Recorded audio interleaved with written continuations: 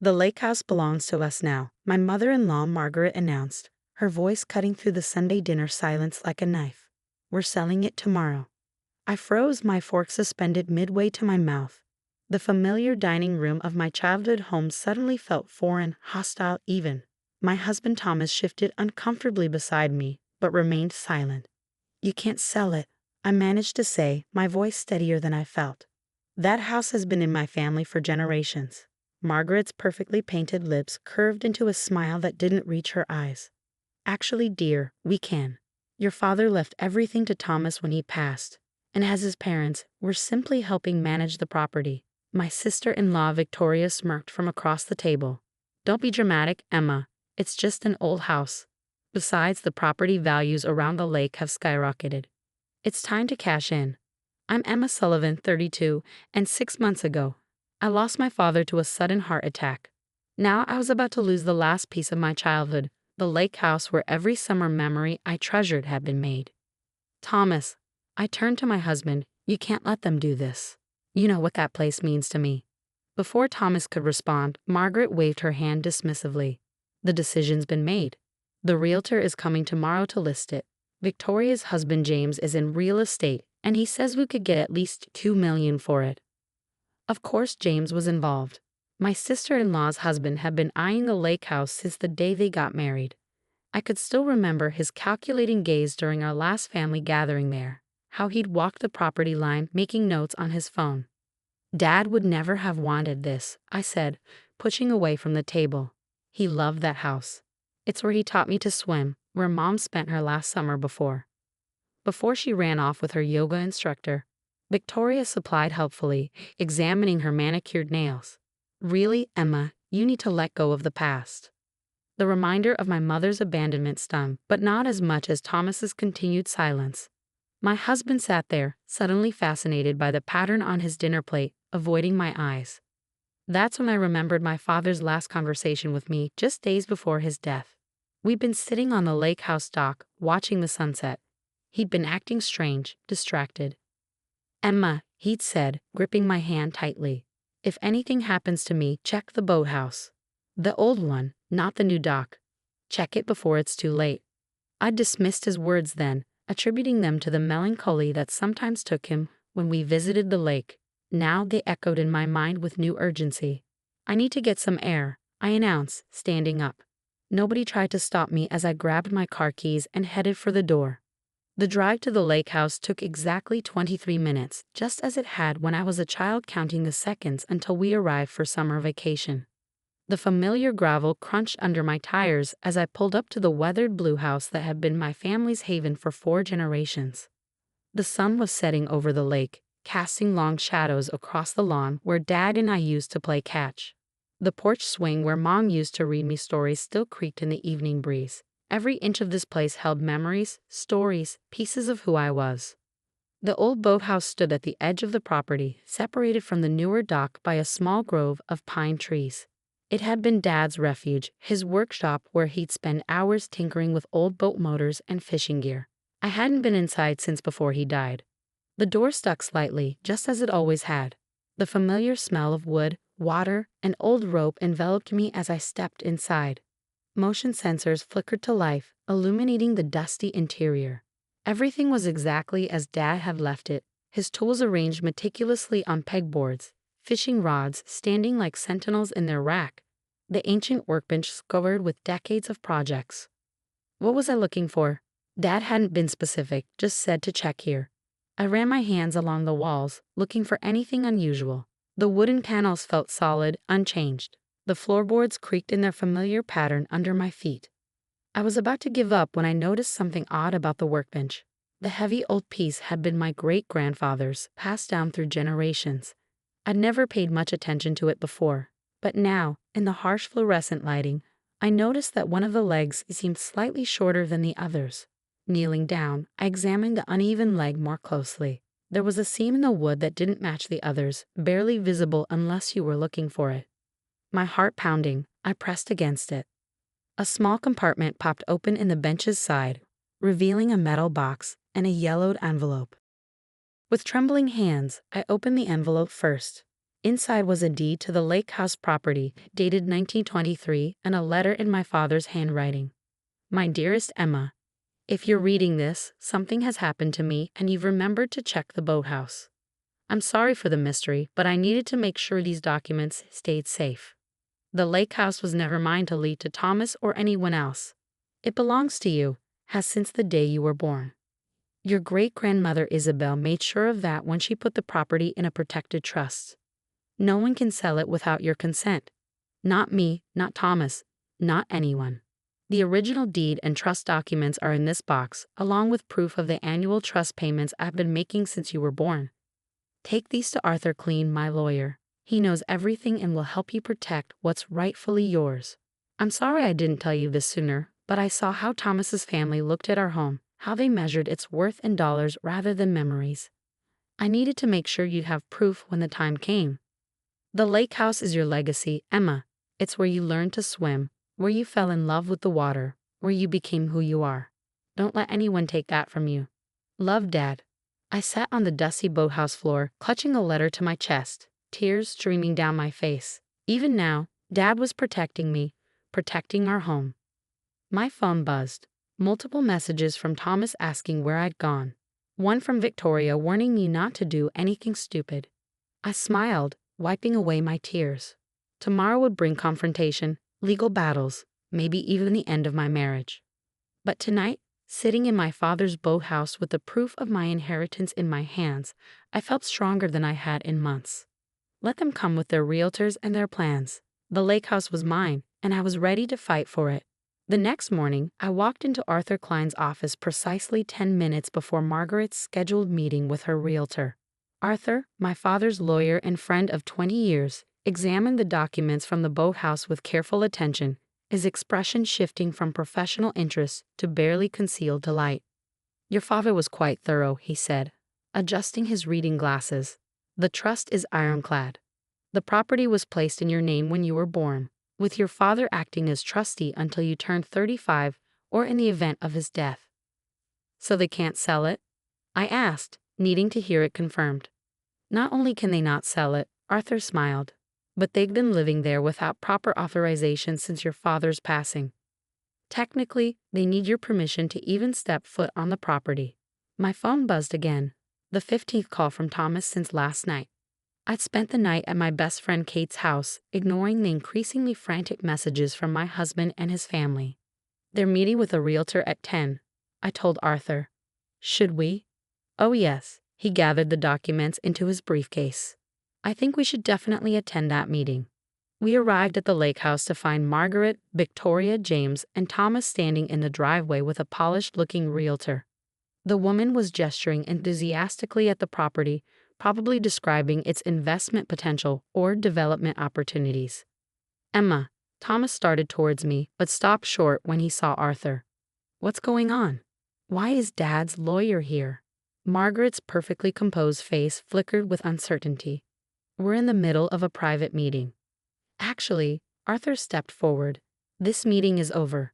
I have here, he patted his briefcase, documentation proving that this property belongs solely to Emma Sullivan, held in trust since her birth in 1991. The realtor's professional smile wavered. I'm sorry, but I was told the property was inherited by Thomas Sullivan. You were misinformed, Arthur said firmly, producing the trust documents. This house and the surrounding 5 acres have been in a protective family trust for 3 generations, with Emma as the sole beneficiary. Victoria's face reddened. That's impossible.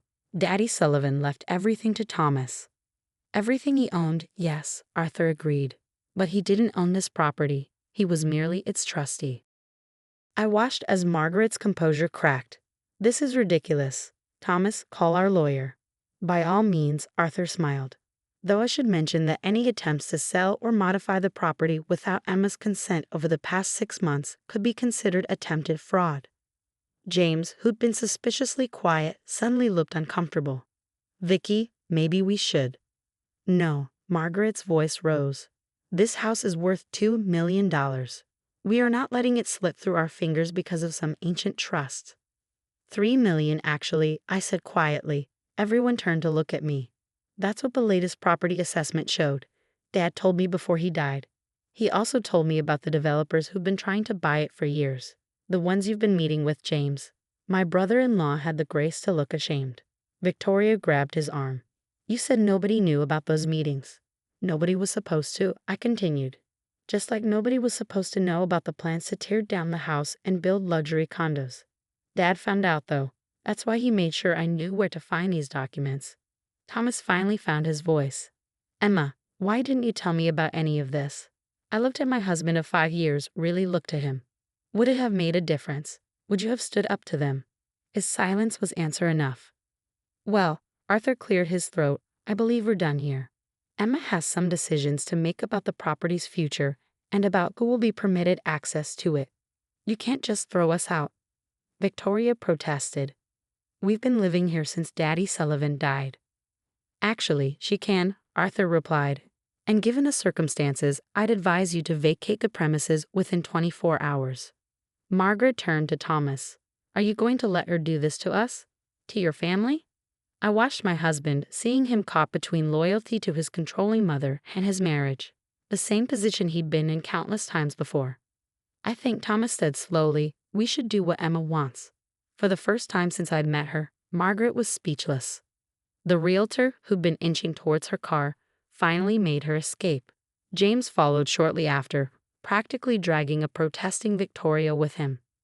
You'll regret this, Margaret hissed as she stormed past me. You have no idea what you're doing. Actually, I said, I know exactly what I'm doing. I'm protecting my home. After they left, Thomas and I stood in silence, watching the sun sparkle on the lake's surface. I'm sorry, he finally said. I should have stood up to them sooner. Yes, I agreed, you should have. What happens now? I thought about all the summers spent here, all the memories embedded in every corner of this property. I thought about Dad's workshop in the boathouse, Mom's garden by the kitchen window, the dock where I'd learned to fish. Now, I said, I decide who gets to be part of this home's future.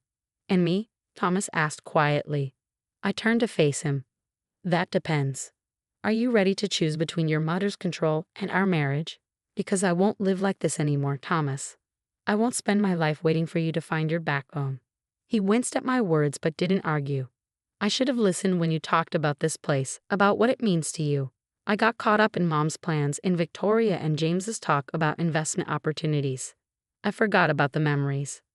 The question is, I said, what are you going to do now? Hans looked at the house, then back at me. I'd like to make new memories here, better ones. If you'll let me. It wasn't a complete solution, but it was a start. The next few months would bring changes, some painful, some necessary. Margaret and Victoria would fight, of course. They tried to contest the trust, claimed Dad wasn't in his right mind, anything to get their hands on the property's value. But standing there with the lake house behind me, my father's letter in my pocket, and my husband finally choosing my side, I knew we'd weather whatever storms came our way. Arthur cleared his throat. Shall we go inside? We have some paperwork to discuss about the property's future management. I nodded, taking one last look at the lake. Somewhere, I hoped Dad was watching, proud that his daughter had found the strength to protect their family's legacy. Yes, I said. Let's go home. 1 year later, I stood on the dock of the lake house, watching the sunset paint the water in shades of gold and pink. The past 12 months had brought more changes than I could have imagined, but standing here, I knew every battle had been worth it. As predicted, Margaret and Victoria hadn't gone quietly. They tried everything: legal challenges, emotional manipulation, even attempting to turn the local community against me with stories of how I'd stolen their inheritance. But Dad's trust proved unshakable, and Arthur's meticulous documentation shut down every challenge they mounted. Thomas surprised everyone, including himself, by standing firm. When Margaret showed up unannounced one morning, demanding he control his wife, he finally found his voice. Enough, Mom, he'd said, blocking her path to the house. Emma's right. This place isn't about money. It's about family, about memories. If you can't respect that, you don't belong here. It was the first time I ever seen Margaret speechless.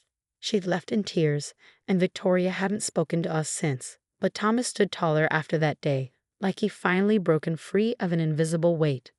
We spent the spring renovating, not to increase property value, but to preserve memories. The boathouse became a proper workshop again, with Dad's tools cleaned and organized. I found his old project notebooks tucked away in corners, filled with sketches and plans for improvements he'd wanted to make. Thomas took a particular interest in those notebooks. "Your dad was brilliant," he said one evening, poring over the detailed drawings. "These design modifications for the dock's support system. They're years ahead of their time." It was the first time he'd shown genuine appreciation for something my father had created, rather than just seeing the property's monetary worth. Small steps, but meaningful ones. Summer brought unexpected healing. Kate, my best friend who'd sheltered me that crucial night, suggested we restart the tradition of summer weekend gatherings. At first, I was hesitant. The house had been so contentious, it felt strange to fill it with laughter again. But that first weekend, watching our friends' children chase fireflies across the lawn where I used to play, something shifted. The lake house wasn't just a battleground anymore. It was becoming a home again. Even some of Thomas's extended family chose sides unexpectedly. His cousin Sarah, who'd always kept her distance from Margaret's drama, started visiting regularly with her kids. "This is what Uncle John always wanted," she told me one afternoon, watching her children learn to fish off the dock. A place where family could just be family, without all the politics and power plays. The biggest surprise came in late autumn. A letter arrived from Victoria, not a legal threat this time, but a genuine apology. James had accepted a job in California, and the distance had given her perspective. "I forgot what the lake house used to mean," she wrote, "before Mom started treating everything like an investment opportunity. I remember playing here as kids, how peaceful it was. I'm sorry we tried to take that away from you." I didn't respond immediately, but I kept the letter. Some bridges take time to rebuild.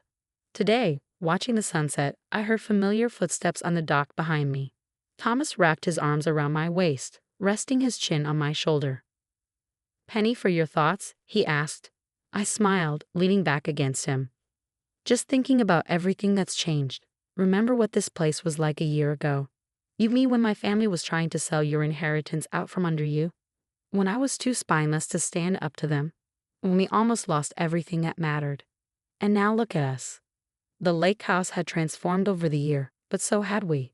Thomas had found his strength, standing up to his mother's manipulation. I'd learned to trust him again, watching him choose our marriage over family pressure. We turned Dad's old study into a home office, where Thomas now ran his consulting business. No more corporate job under his father's thumb.